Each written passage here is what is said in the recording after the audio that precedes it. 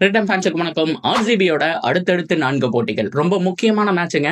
இதுல கண்டிப்பா at least 2 or 3 அவங்க வின் பண்ணியே ஆகணும். அப்பதான் அந்த டாப்லயே மேடன் ஆயிட்டு இருக்க முடியும். இவ்வளவு தூரம் இவ்வளவு பியூட்டிஃபுல்லான ஸ்குவாடை வச்சுக்கிட்டு அவங்க டாப் 3-4ல பினிஷ் பண்ணாங்கன்னா ரொம்ப கஷ்டம். ஏன் அப்படின்னா எலிமினேட்டர் ஆடணும், குவாலிஃபயர் 2 ஆடணும், மறுபடியும் ஃபைனல் ஆடணும். அது ரொம்ப டஃபா போயிடும். ஸோ இப்போதைக்கு அவங்க ஆன் டாப்ல இருக்காங்க, நல்ல ரன் ரேட்லயும் இருக்காங்க. அதை இழக்காம இதே இடத்துல மேடன் பண்ணணும்னா ஆர்சிபி என்ன பண்ணணும்? இப்போதைக்கு பிளே ஆஃப் சான்ஸ் யாருக்கு ஹைலி பாசிபிள் அப்படிங்கறது எல்லாத்தையும் கம்ப்ளீட்டா பார்க்கலாமா? அதுக்கு முன்னாடி ஃபர்ஸ்ட் டைம் சேனலுக்கு வரீங்கன்னா மறக்காம சப்ஸ்கிரைப் பண்ணி சப்போர்ட் பண்ணுங்க. அப்பதான் அப்டேட் எல்லாமே எங்களை வந்து சேரும். சரி வாங்க வீடியோக்குள்ள போலாம். ஸோ ரொம்ப முக்கியமா ஆர்சிபி அணி இந்த தடவை பெட்டர் ஸ்குவாடுங்க, அதுல மாற்றமே கிடையாது. இவ்வளவு தூரம் ஹிஸ்டரி எடுத்து பாருங்க, அதுல பெட்டரான ஸ்குவாடுனா இந்த ஸ்குவாடை நான் சொல்லுவேன். நிறைய பேர் 2016 அதுக்கப்புறம் வந்துட்டு எவ்வளவோ ஸ்குவாடெல்லாம் நீங்க மென்ஷன் பண்ணியிருக்கலாம். ஆனா என்ன பொறுத்த வரைக்கும் இந்த தடவை வெல் பேலன்ஸ்டான ஒரு ஸ்குவாடு. டாப் 3 அவுட் ஆயிட்டாங்க அப்படின்னா மிடில் ஆர்டர்ல நீங்க பாருங்க, ஒரு பட்டிதருக்கு அப்புறம் நீங்க பாத்தீங்க அப்படின்னா ஸோ அவங்களுடைய மிடில் ஆர்டர் அப்போ ஸ்ட்ராங்கா தான் இருக்கு. ஒரு லியாம் லிவிங்ஸ்டன் அந்த இடத்துல இருந்தாரு, இப்போ அவருக்கு பல ரிப்ளேஸ்மெண்டா ரொமேரியோ செப்பர்ட் வந்துட்டாரு. ஸோ அதுக்கப்புறம் குர்னால் பாண்டியா இருக்காரு. ஸோ அதுக்கப்புறம் ரொம்ப முக்கியமா டிம் டேவிட் இருக்காரு. இந்த மாதிரி ஒரு 10 மேட்ச்ல வெறும் 3 மேட்ச் மட்டுமே ஃபெயில் ஆகக்கூடிய ஸ்குவாடு தான் இது. அதுவும் கொஞ்சம் ப்ராப்பரான பிளான்ல போயிருந்தாங்க, பவுலிங் ரொட்டேஷனோட போயிருந்தாங்கன்னா அட்லீஸ்ட் 10ல 9 வின் பண்ணி இருக்கிறதுக்கான சான்ஸ் இருக்கு.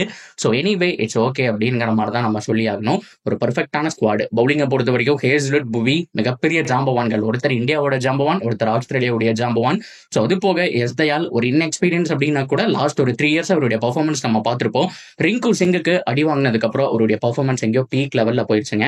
அவருடைய ஃபார்மும் அப்படியே கெயின் ஆகிட்டே வந்துகிட்டு இருக்கு.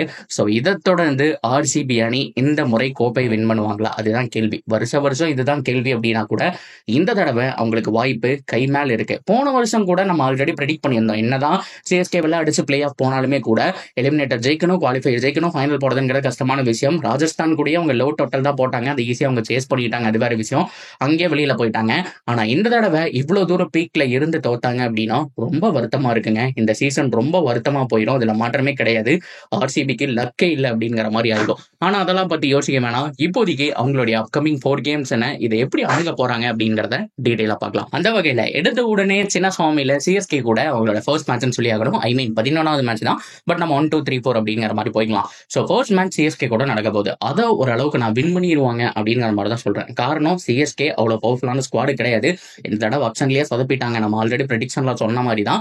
பட் இருந்தாலுமே அவங்கள பொறுத்த வரைக்கும் ஃபியர்லெஸ் கிரிக்கெட் ஆடணும், அதெல்லாம் தாண்டி யங்ஸ்டருக்கு வாய்ப்பு கொடுக்க போறாங்க. ஒரு வேனஸ் பேர்டி நம்ம உள்ள எதிர்பார்க்கலாம். இந்த சீசன்ல இருந்து யாரெல்லாம் நம்ம கேரி பண்ணி கொண்டு போக முடியும் அப்படிங்கிற மாதிரி தான் பார்க்க போறாங்க.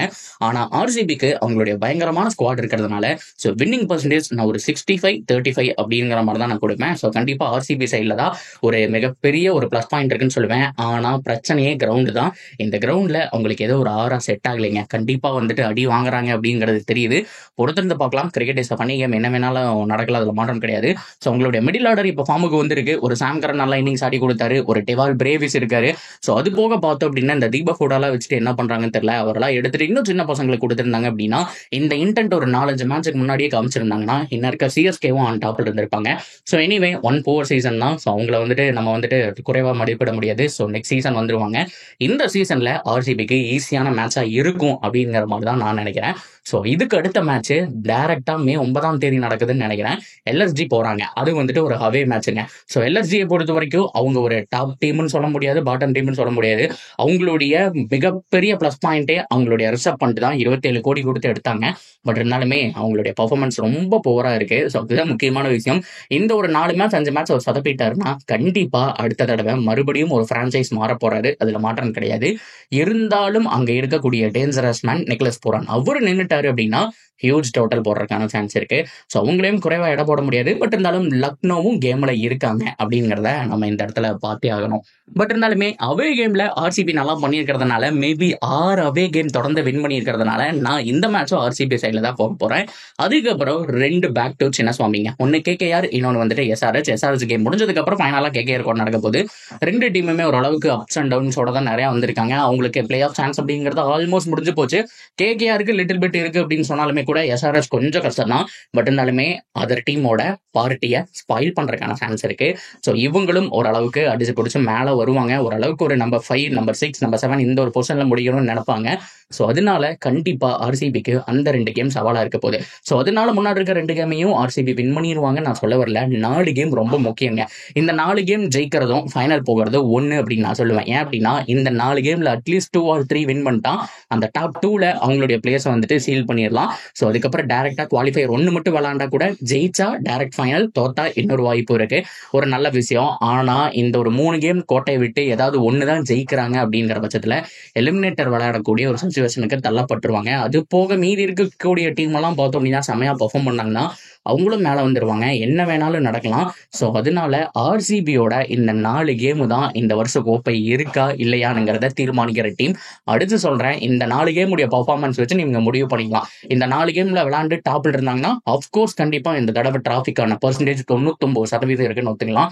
இந்த 4 கேம் ஃபெயில் ஆகுறாங்க அப்படின்னா ரொம்ப கஷ்டங்க. 50% கூட இல்லை அப்படிங்கிறது தான் இந்த இடத்துல பார்க்க வேண்டிய ஒரு விஷயமா இருக்கு. பொறுத்திருந்து பார்ப்போம் ஆர்சிபி என்ன பண்ண போறாங்கிறத. இதை பத்தின கருத்துக்கள் கமெண்ட்ல சொல்லுங்க. தொடர்ந்து அப்டேட்டுக்கு சேனலோட இணைஞ்சிருங்க. சப்ஸ்கிரைப் பண்ணி சப்போர்ட் பண்ணுங்க.